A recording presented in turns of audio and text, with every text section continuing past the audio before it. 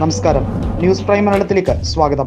കേവലം 11 MLA-മാർ മാത്രമാണ് 175 അംഗങ്ങളുള്ള ആന്ധ്രയുടെ നിയമസഭയിൽ YSR കോൺഗ്രസിനുള്ളത്. പുലിവേണ്ടുല എന്ന നിയോജക മണ്ഡലം പക്ഷേ ജഗൻമോഹൻ റെഡ്ഡിക്ക് എപ്പോഴും അനുകൂലമാണ്. ഭൂരിപക്ഷം ഏറ്റവും കുറഞ്ഞ പക്ഷം 1.5 ലക്ഷം കടന്നിരിക്കും. കഴിഞ്ഞ തവണ, അതായത് YSR കോൺഗ്രസ് പാർട്ടി തകർന്ന് വെണ്ണീറായി പ്രതിപക്ഷ സ്ഥാനം നേടാൻ പോലും യോഗ്യതയില്ലാതിരിക്കുമ്പോഴും ജഗൻമോഹൻ റെഡ്ഡി പുലിവേന്തുല മണ്ഡലത്തിൽ നിന്നും ജയിച്ചത് 61,000-ൽ പരം വോട്ടുകളുടെ ഭൂരിപക്ഷത്തിലാണ്. അതാണ് പവർ.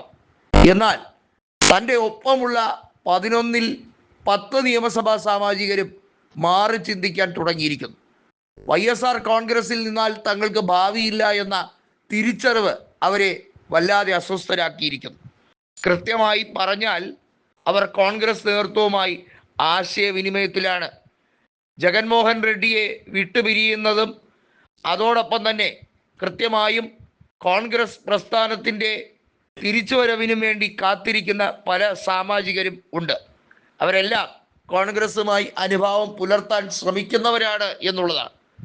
ആന്ധ്രയിൽ TDPയുടെ വർഗീയ ചേരിതിരിവിനെ കുറിച്ച് നല്ല ബോധ്യമുള്ളവർ തന്നെയാണ് അവർ.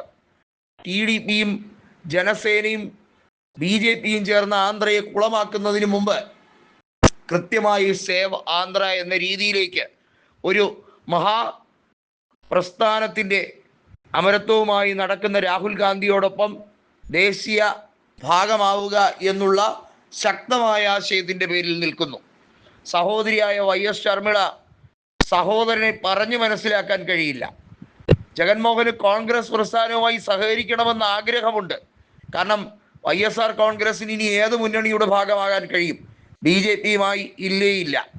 എന്നാൽ കോൺഗ്രസിൽ ചേരുന്ന പക്ഷം ED ജഗനെ പൂട്ടും എന്നുള്ളത് ആന്ധ്രയിലെ കൊച്ചു കുഞ്ഞുങ്ങൾക്ക് വരെ കാണാപ്പാഠമാണ്. കൃത്യമായി ചന്ദ്രബാബു നായിഡുവിൻ്റെ ശിഷ്യൻ കൂടിയായിരുന്ന തെലങ്കാനയിലെ മുഖ്യമന്ത്രി രേവന്ത് റെഡ്ഡി ഉറപ്പിച്ച് പറയുന്ന ഒരു കാര്യമുണ്ട്. നായിഡുവിനെ വേദിയിലിരുത്തി പറയുന്ന കാര്യമുണ്ട്: ആന്ധ്രയിൽ ഞങ്ങൾ വരും.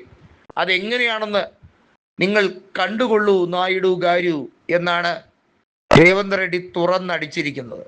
നായിഡു ഗാരുവിനോട് എനിക്ക് സ്നേഹം മാത്രമേ ഉള്ളൂ, എന്നാൽ കോൺഗ്രസ് പ്രസ്ഥാനമാണ് എൻ്റെ ഉപ്പും ചോറുമെന്ന് ഉറപ്പിച്ച് പറയുകയാണ് കോൺഗ്രസിൻ്റെ മുഖ്യമന്ത്രി കൂടിയായിട്ടുള്ള രേവന്ത് റെഡ്ഡി.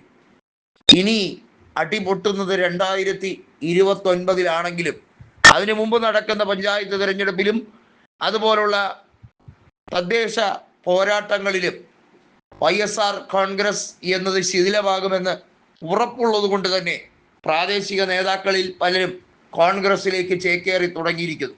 പല നഗര ശിലാപരിഷത്തുകളിലും അതുപോലെ തന്നെ മുനിസിപ്പൽ കോർപ്പറേഷനുകളിലും ഒക്കെ ഇതാണ് കാണുന്നത്.